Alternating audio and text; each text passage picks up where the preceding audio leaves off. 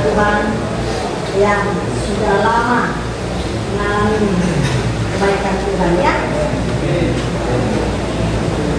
Tidak ada hari ini saksiannya. Saya tunggu sebulan. Itu aja ya. Saya bulan depan. Ya kalaupun nanti udah disaksikan, kan nggak salah 2 kali. Saya nggak kebagian, ya kan? Tapi nggak apa-apa. Saya percaya sebelum saya datang kemari, saya percaya saudaraku, engkau yang ada di tempat ini, yang hari ini hadir, yang melangkahkan kakinya dan duduk di tempat ini, entah apapun motivasi itu, entah hanya duduk kena angin pun, entah hanya mau mendengarkan musik pun. Ketika firman Tuhan diberitakan, dia yang menuliskan. Amin. Firman Tuhan hari ini di Yehezkiel 36 ayat 33 sampai 36.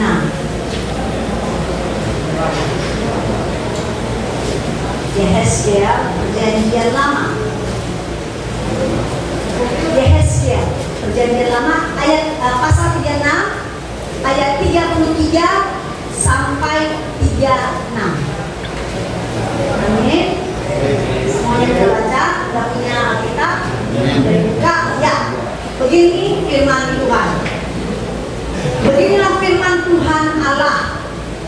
Pada hari aku mentahirkan kamu dari segala kesalahanmu, aku akan membuat kota-kota didiami lagi, dan reruntuhan-reruntuhan akan dibangun kembali. Tanah yang sudah lama tinggal tandus akan dikerjakan kembali, supaya jangan lagi tetap tandus di hadapan semua orang yang lintas daripadamu. Sebaliknya, mereka akan berkata, tanah ini yang sudah lama tinggal tandus menjadi seperti Taman Eden, dan kota-kota yang sudah runtuh sunyi, sepi dan musnah sekarang didiami dan menjadi gubuk. Dan bangsa-bangsa yang tertinggal yang ada di sekitarmu akan mengetahui bahwa akulah Tuhan yang membangun kembali yang sudah musnah dan menanami kembali yang sudah tandus. Aku Tuhan yang mengatakannya dan akan membuatnya. Amin. Saudara yang dikasihi Tuhan, tema kami pelayanan KOM di bulan ini adalah Tuhan memulihkan. Siapa yang ingat tema kami di bulan lalu? Mempertahankan iman. Luar biasa. Saudara yang dikasihi Tuhan, ini kondisi bangsa Israel yang dalam keadaan penderitaan dan susah, sulit. Bangsa Israel adalah bangsa yang Tuhan pilih yang menjadi kesayangannya. Tapi pertanyaannya, kenapa mereka itu bangsa yang menjadi mengalami hal-hal yang sulit? Saudaraku, saat Tuhan memulihkan, firman Tuhan katakan, pada hari aku mentahirkan kamu dari segala kesalahan. Saudaraku, tidak ada di tempat ini yang bersih, yang tanpa dosa termasuk saya.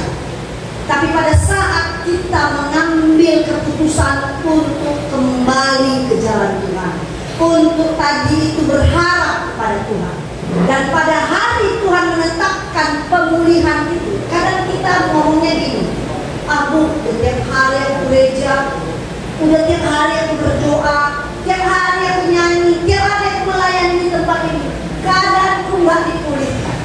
Lihat firman Tuhan, waktu kita gak sama dengan waktu Tuhan. Jangan paksa-paksa Tuhan. Siapa kita? Sebenarnya aku tahu kalau kita ini debu yang hari ini ada, besok nggak ada. Sementara yang menentukan hari, waktu, tanggal, rezeki dan segala macam adalah Tuhan. Jadi posisinya adalah ketika kita minta dipulihkan, menanti dengan dia. Ratapan 3 ayat 24 sampai 25. Tuhan adalah baik bagi orang yang berharap padanya.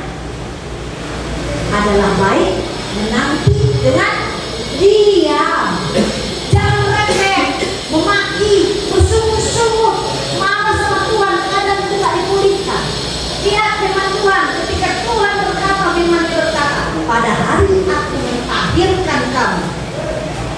segala dosa-dosanya. Aku akan membuat kota-kota didiami lagi dan reruntuhan akan dibangun lagi. Mungkin kau yang selama ini melakukan banyak dosa, ya, hidupmu itu sia-sia, Pak. Ya, keluargamu hancur. Apapun yang kau kerjakan itu tidak memberikan berkat bagi orang sekelilingmu. Tapi lihat, ketika kau mengambil jalan, mengambil keputusan saya akan mengikut Tuhan, saya akan berpaling dari jalan-jalan yang salah. Lihat, Tuhan bilang, aku yang memulihkan. Aku akan membuat engkau menjadi berharga. Tuhan bilang gini, aku akan membuat kota-kota didiami lagi. Tuhan bilang, aku akan membuat engkau akan berharga di hadapan manusia, di hadapan keluargamu, di hadapan anak-anakmu, di hadapan istrimu. Engkau yang mereka anggap sampah dan tidak berguna. Lihat, aku akan membuat engkau menjadi berguna. Ya, ayat 23-24. Nah, tanah yang sudah lama tinggal tandus akan dikerjakan kembali, supaya jangan lagi tandus di hadapan semua orang yang lintas di hadapan.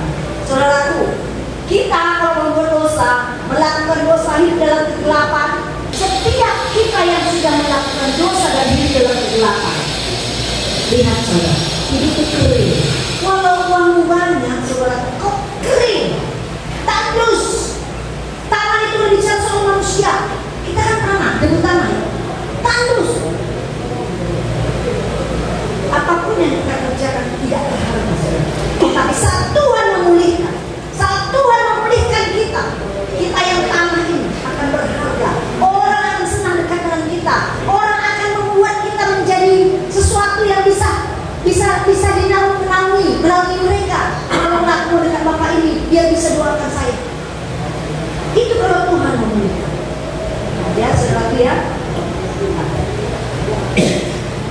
Tadi ada lagu ya, lagu apa yang tadi ya. Nah, melewati masa-masa sukar itu memang ya, kita memang sering sekali yang sudah ikut Tuhan bertobat. Itu adalah saat-saat genting ketika orang yang sudah ikut Tuhan itu sering menjadi tawar hati. Pernah nggak mengalami tawar hati? Tahu nggak? Hatinya jadi hambar. Firman Tuhan itu aja nih. Hidupku gak berubah, apa yang aku minta, aku doakan tak ada yang terjadi. Hambar, nyanyian jadi hambar, firman Tuhan jadi hambar, masuk ke gereja masuk, melayani tapi hambar. Karena apa? Karena kita mengalami masa-masa susah, masa sulit, masa kesesakan, masa terjepit, gak bersemangat melakukan apapun lagi. Bahkan bangun pagi setengah 12 pas waktu ting makan baru bangun. Karena gak semangat. Itu sebabnya orangnya gak bersemangat itu bukan badannya aja yang mati, jiwanya itu mati. Tapi lihat, kalau orang dalam tekanan sehebat apapun tetap bersemangat, tetap antusias, tetap optimis, lihat perkara-perkara ajaib akan Tuhan buat sama kita. Ya saudara yang dikasih Tuhan. Karena apa? Melewati masa-masa sukar, sebenarnya Tuhan sedang mendidik kita, Pak. Mendidik kesabaran, mendidik ketekunan, mendidik kita semakin dekat dengan Tuhan, mendewasakan iman kita. Bukan menjadi sujud atau membuat menjadi alasan sehingga kita harus melakukan hal-hal yang jahat. Ayo udahlah, hidup ini susah kali pun. Ada saudara kita di luar sana yang sudah bertobat, bahkan sudah melayani di luar. Ketika masalah menghantam dia, jatuh lagi. Dia bilang, nggak ada itu semua, melayani pun aku, tapi kayak gini-gini juga hidupku. Ternyata aku ditipu orang juga, ternyata begitu. Jadi dia apa? Susah dia untuk percaya diri. Padahal kunci satu-satunya adalah yang pertama. Ketika kita mengalami masa sulit, supaya kemudian terjadi, Pak. Yang pertama adalah tidak pernah boleh kita lepas dari doa. Karena ketika kita lepas dari doa, maka kita putus hubungan dengan yang memberi. Karena itu satu-satunya sarana untuk menghubungi. Internet, kalau internet putus, gak ada konek, kita gak bisa kemana-mana misalnya ya. Nah, hubungan kita sama Tuhan, kalau hubungannya itu internetnya itu putus, maka gak ada lagi harapan.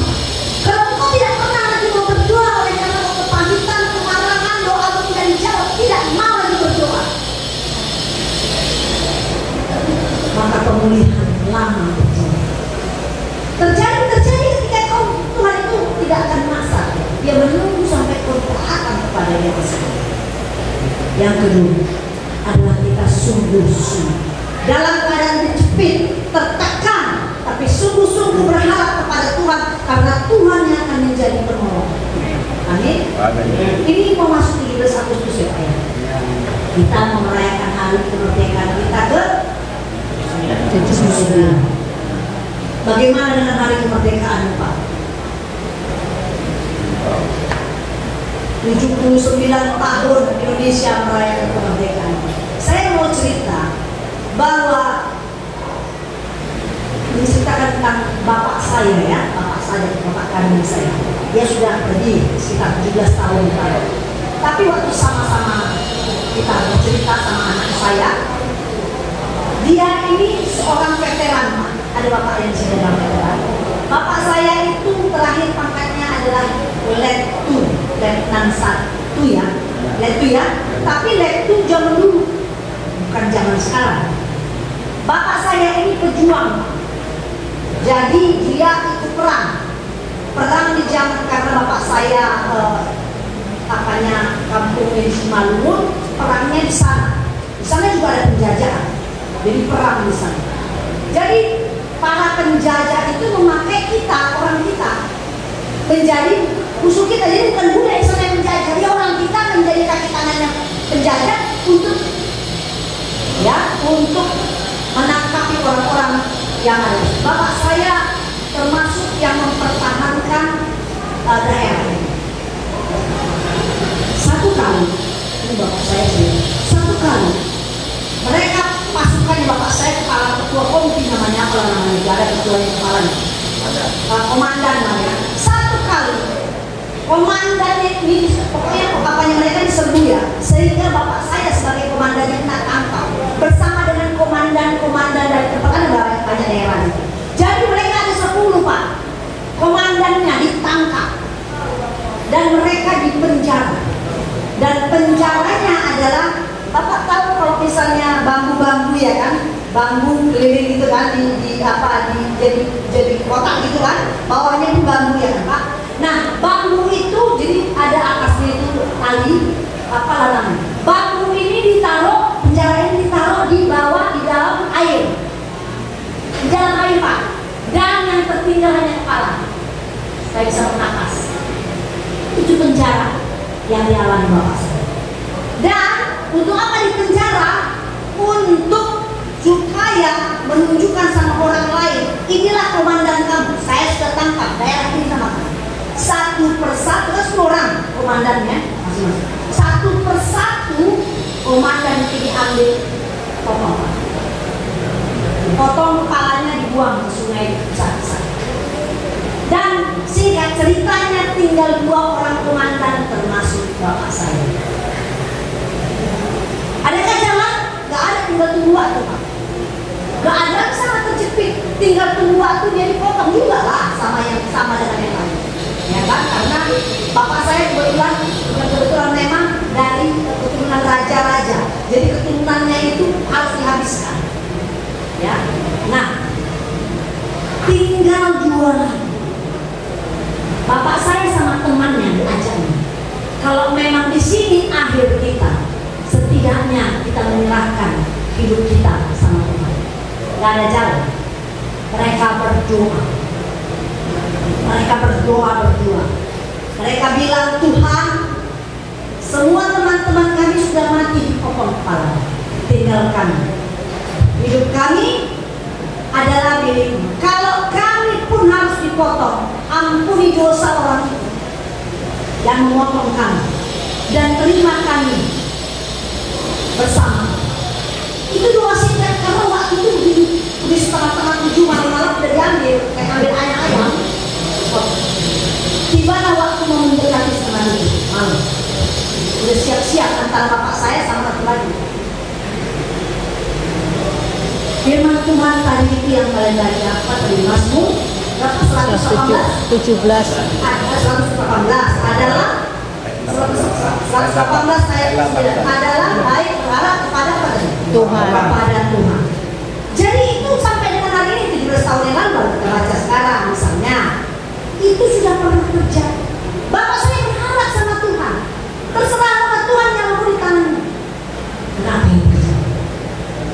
Yang terjadi adalah tiba-tiba ada pasukan yang lain menyerang yang menahan mereka. Apalagi menyerang, sehingga begitu perang Pak, bermatian semua.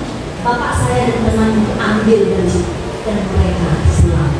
Haleluya. Saudara yang dikasih Tuhan, seringkali kita mengalami keadaan sukar yang tinggal segini Pak. Udah tinggal nafas, udah terakhir. Misalnya, bukan berarti kita perang. Misalnya, uang nggak ada lagi Pak, makan besok nggak ada. Di rumah kita nggak ada, apapun nggak ada, pokoknya nggak ada jalan. Utang kita dikejar-kejar, kalau utang kita nggak dibayar masuk lagi Tanjung Batu, karena habis selesai dari sini sampai keluar dituntut lagi masuk lagi, nggak ada jalan. Tapi firman Tuhan, jika kita berharap sama Tuhan, tidak ada yang mustahil. Amin.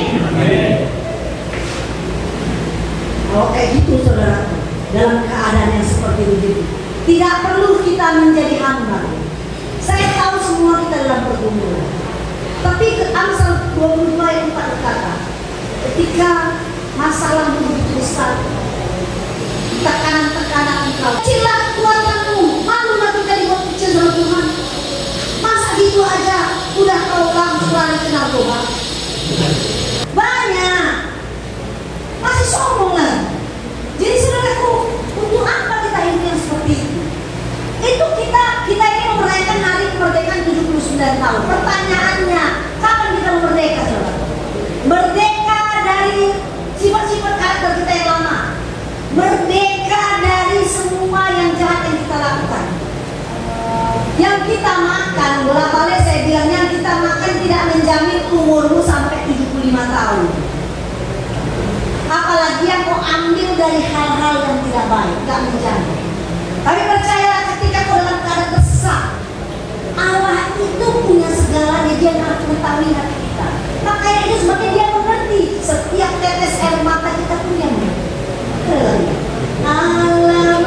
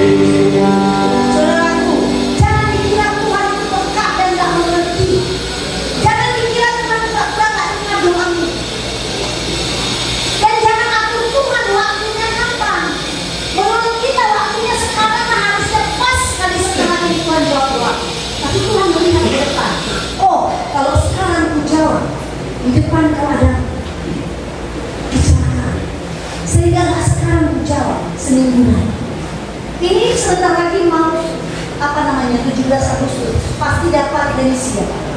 Bagi engkau yang gak dapat Indonesia, gak usah lebay, gak usah nangis, gak usah marah, gak usah jahat, gak usah langsung ambil kesempatan, ambil narkoba, merokok, berjudi dan lain-lain. Gak usah, biasa aja. Masa kau tahan nak pukul kalau kau berantem? Di luar sana misalnya kau berantem untuk memperlakukan sesuatu, masa kau tahan badan kau nak pukul? Hanya gara-gara masalah seperti ini. Kau tidak dapat remisi, kau cuma langsung lemah, letoy, lunglai. Gak usah kayak gitu. Kenapa kau mempermalukan Tuhan? Karena apa yang kita sembah Tuhan kita, Pak? Tuhan kita itu mengerti. Tuhan kita itu gak kita hitung-hitungan. Anak kita udah kasih. Enggak. Dia mengerti keadaan kita. Dia tahu utang kita. Dia tahu anak kita. Dia tahu anak kita makan. Dia tahu orang-orang yang menghina kita. Oleh sebab itu kita tetap harus berdoa. Berseru memanggil namanya. Hanya sejauh doa. Pak, nggak usah jauh-jauh. Kalau kita mau jumpai Pak Jokowi, kita mesti ke Jakarta. kita jumpa Tuhan kita yang maha segalanya. Cuma modal lipat tangan. Sampai itu dekatnya di dalam kita. Mazmur 100 kita baca ya. Mazmur 119 ayat 152. Biar kau tahu siapa Tuhanmu dan seberapa jauh dia bawa kau berdosa, sangat berdosa dan sangat berdosa. Dia sangat dekat. Jadi Tuhan itu dekat dengan kita, sangat dekat ya. Jadi jangan kita pikir dia jauh. Bahkan kalau kita rumah saya misalnya di Medan, jauh ya, kemarin 1 jam juga ya. Tapi Tuhan nggak sampai sejauh itu. Di sini juga ada dia. Ya, Tuhan itu dekat dengan kita. Asal kita melepaskan tangan. Yang kedua, setelah kita berdoa Pak, kita percaya sepenuhnya, jangan sanksi. Namanya kita sudah berdoa. Berarti kita harus percaya penuh. Saya sudah cerita sama bapak ini ya. Bu, saya begini Bu, gak mungkin lagi kalau berapa tahun Pak? Setahun berapa? 11 bulan. Setahun 11 bulan orang rumah datang. Setahun 11 bulan orang rumah datang. Dia berapa lama bapak doakan dia supaya datang? Lama betul lah. Setahun 11 bulan bapak berdoa. Dia. Bapak aja berdoa berapa lama di sini Pak? Setahun bulan. Dia setahun bapak berdoa. Sudah lebih. Nah, mulai bapak doakan dia datang sejak itu. Luar biasa. Lama. Lama ya. Belum lama Pak. Tuhan tahu hatimu. Tuhan tahu hati istrimu. Tuhan tahu istrimu itu tidak akan tergores lagi hatinya karena kau belum firm, tahu belum utuh. Misalnya kalau bentuknya itu adalah kayak gini, masih ada peon-peonnya, kadang bulat, kadang segitiga, ya. Jadi belum utuh. Pak, semakin cari Tuhan, semakin dekat Tuhan dalam Anda. Meskipun mustahil, karena ucapan dari orang rumah tidak mau datang sampai kau selesaikan sekolah di depannya. Kalau kau percaya Pak Tuhan, gak sampai selesai sekolah di sini dia datang. Amin. Kalau percaya, kalau nggak percaya, betul. Jangan tanya jawab sama Tuhan. Kalau udah minta, ya Tuhan aku tunggu. Tunggu waktu. Ya kalau kita sudah minta Pak, tunggu waktunya. Karena Dia itu yang maha segalanya, Dia sanggup melakukannya. Saya di Hina ya, atas pemuda ya. Itu pertama sekali saya masuk, saya miris sekali hati. Apapun nggak ada, ya kita nggak ada, apapun nggak ada musik, mic-nya teriak-teriak nggak ada, mic apapun nggak ada. Terus apa namanya warga jemaatnya, warga binaannya, loh mana yang paling liar di situ dia, mana yang kaki yang paling lebar ke kanan di situ dia. Dia, ini kalian juga luar biasa tahu. Mungkinkah membentuk orang yang liar itu dengan ibadah, lagu-lagu nggak ada yang tahu? Mungkinkah dengan kemampuan saya yang sebulan sekali menyetel di situ? Mungkinkah bisa berubah Pak? Nggak bisa lah. Saya kan cuma 2 jam di situ. Gimana mau berubah? Bagaimana mau menghadirkan alat-alat musik ini Pak? Nggak mungkin. Saya berangkat ke sana 2 jam. Sampai di sana kondisinya begitu. Enak nggak? Nggak enak melayani. Muka-muka mereka sama, senyumnya nggak ada, nyanyi sambil ketok-ketok, wel-welan, aduh, pokoknya seru. Nggak ada serunya, nggak ada ininya. Tekun, saya kan perhatikan tadi kalian berseru pada Tuhan nyanyi, nggak ada. Nanti toko-tokoan kepalanya, berantem lagi dulu. Ya toko-tokoan berantem lagi, tenang dulu baru mulai lagi kita ibadah.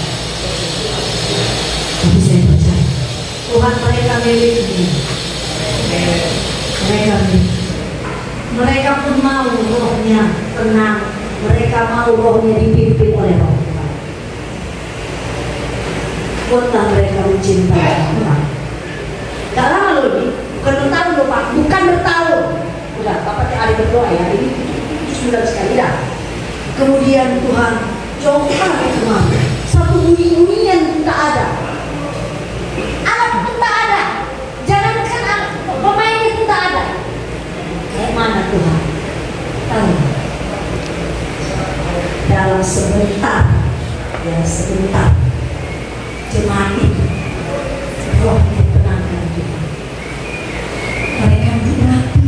Saya bilang kalau kita di kepala lapas, ada yang pakai sok segini Pak, saya sampai malu dulu. Celana dapat dipakai itu lah saya. Katanya kerja apa macamnya? Saya pakainya lah ya. Itu yang tidak ada Pak. Pak, mau saya mesti rendah gitu. Begitu. Tapi sekarang Pak, segala batik keluar di sini. Pakai baju batik, dia Pak, sepatu segala macam keren. Udah itu Pak, tiba-tiba diganti kepala lapas. Maka kepala lapas yang baru menghadirkan seluruh alat musik kalian. Dia ada alat drum listrik, gitar listrik 2, mic. Wah luar biasa. Wah saya bilang Tuhan, betapa luar biasanya. Yang ku minta dengan keyboard 1 atau gitar 5. Tapi dilengkapi, dilengkapi Tuhan di situ. Terus pertanyaan selanjutnya, yang lain. Karena mungkin saya mau datangkan dari saya tanya mereka, bagaimana saudaraku? Siapa yang mainkan alat yang begitu mewah ini? Speakernya keren, mic-nya wireless, alat yang wireless seluruhnya. Betul, ini tak keren. Kau buat jam hinai, gak ada orang berbeda, gak ada orang berlatas. Kenapa?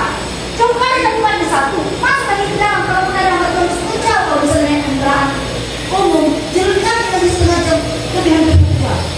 Sama di situ. Jadi mereka akan datang ke situ. Sebulan cuma 2-3 kali aja. Makanya kalian di situ waktu tahan aja lah apa orang tua sana udah singkat cerita. Saya bilang, saudaraku, mau nggak kita datang ini yang benar cuma kita cinta ada yang mau nggak Bu? Jadi kita membuatkan orang lain memainkan diam, kita doakan supaya ada nanti wajah binaan datang ke sini main. Jadi ibu mendoakan orang jahat masuk sini. Ibu doakan orang jahat supaya khusus main keyboard ini semuanya alatnya supaya datang sini. Bukan. Kalau kan ada perpindahan, ya kan entah dari mana dipindah. Dan mereka yang dipindah itu adalah salah satu yang kita manusia. Udah. Baru saya ngomong. Tiba-tiba udah belum 2 baris orang narapidana yang baru masuk kan? Baru masuk. Saya lihat. Nah, mungkin di antara salah satu dari mereka sudah dikirimkan Tuhan berarti ya. Haleluya. Betul. Saya sebenarnya baru datang. Minggu depan sudah ada yang begitu. Sudah ada. Waduh luar biasa. Tuhan ajaib. Tuhan yang seperti itu yang harus alami. Dan di sana udah gembira kami menyanyi dan hamba Tuhan itu anak-anak Tuhan itu. Wow luar biasa lagunya. Waduh luar biasa. Saya sampai terpengaruh. Wah dulu yang pakai sempak nggak ada kan sempak. Waduh luar biasa. Luar biasa mereka berbintang mereka haus pakai senior 3 orang pakai pel keren nggak walaupun malang-malang atau malang-malang suara nggak ada masalah semua mau dibagian semua mau tentang membuat menggiatkan apa lantai gereja kan saya bilang apapun tugas yang dilakukan untuk melayani ada upahnya ada nggak ada beda-beda khusus korban khusus senior nggak ada semua sama Tuhan punya cara mau nggak tahu. Nah sekarang temanya Tuhan menjadi makin lama kau bandel makin lama kau pulih makin lama kau bertobat makin lama itu dengan yang dikasih Tuhan nggak suka lihat anak-anak Tuhan bukan itu murung sedih lagi. Tuhan suka membuat kita bahagia saudara. Tuhan mau membuat kita bahagia. Alamilah perjalanan-perjalanan hidup bersama Tuhan. Amin. Karena gak ada hari tanpa Tuhan menanti. Ini sekarang Tuhan menunggu, bukan kamu yang menunggu Dia. Kalau kita ini belum mendapatkan jawaban, bukan berarti kita itu menunggu Tuhan. Tuhan menunggu kita. Kapan kau betul-betul menyerahkan hatimu itu sama aku, maka aku akan mencurahkan kepadamu roh, wajahmu akan berseri-seri, kau akan gembira, kau akan engkau tidak mengucapkan perkataan-perkataan kotor, engkau tidak mau lagi merokok. Itu minta sama Tuhan yang tak mungkin kau lakukan. Amin. Sama seperti saya cerita. Bagaimana mungkin itu? Karena Tuhan kita adalah Tuhan yang serba mungkin. Bisa dia lakukan. Saudara yang dikasih Tuhan, Tuhan akan memulihkan keadaan kita, dan Tuhan gak pandang mesti yang kritik yang dipulihkan, mesti yang gemuk dipulihkan, enggak. Tuhan memandang hati kita. Jadi percaya sepenuhnya kepada Tuhan, karena kita punya Tuhan yang gak kenal musim. Musim akan selalu berganti.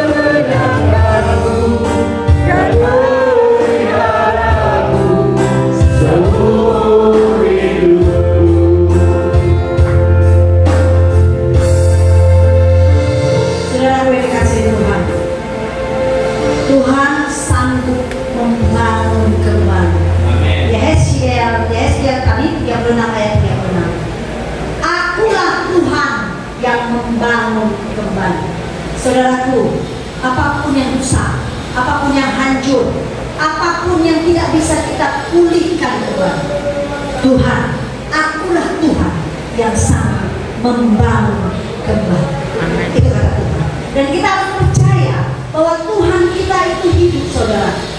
Tuhan kita itu nggak diam. Tuhan kita itu tetap bekerja sampai dengan hari ini. Dan Dia rindu saat kita melantunkan puji-pujian. Dia bilang 7 kali dalam sehari aku memuji-muji Tuhan. Tuhan itu gak tahan dengan puji-pujian kita. Dia gak tahan kalau kita nyanyi, biar aja suara kemana-mana, CG, lain-lain, gak apa-apa. Tapi Tuhan tahu kalau hatimu menyanyi, Tuhan gak tahan ingin memberkati.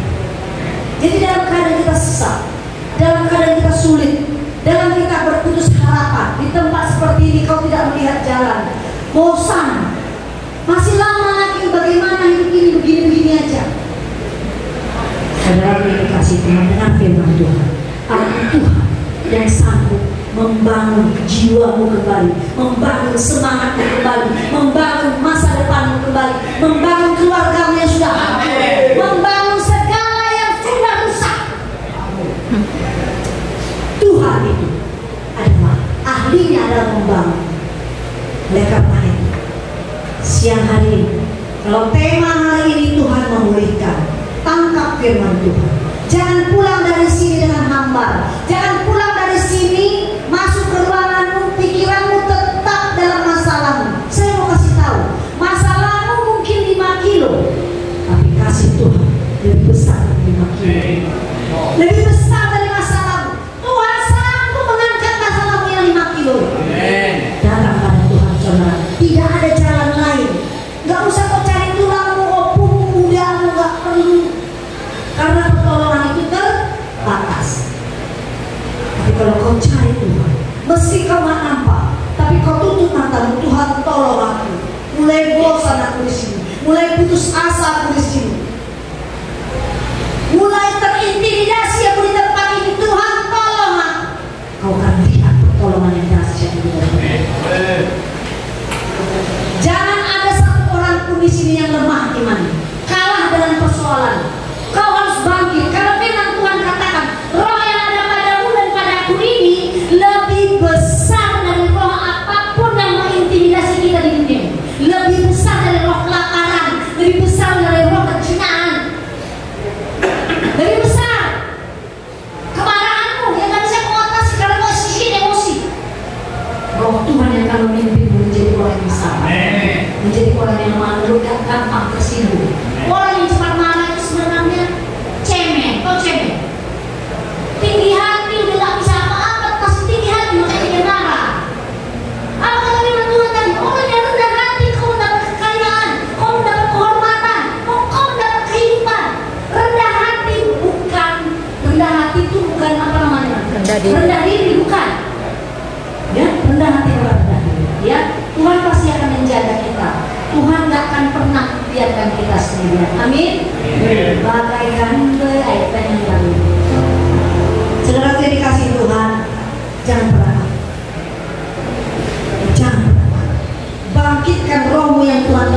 kita ini. Persoalan tetap ada saudara, karena kita masih hidup di dunia ini. Tidak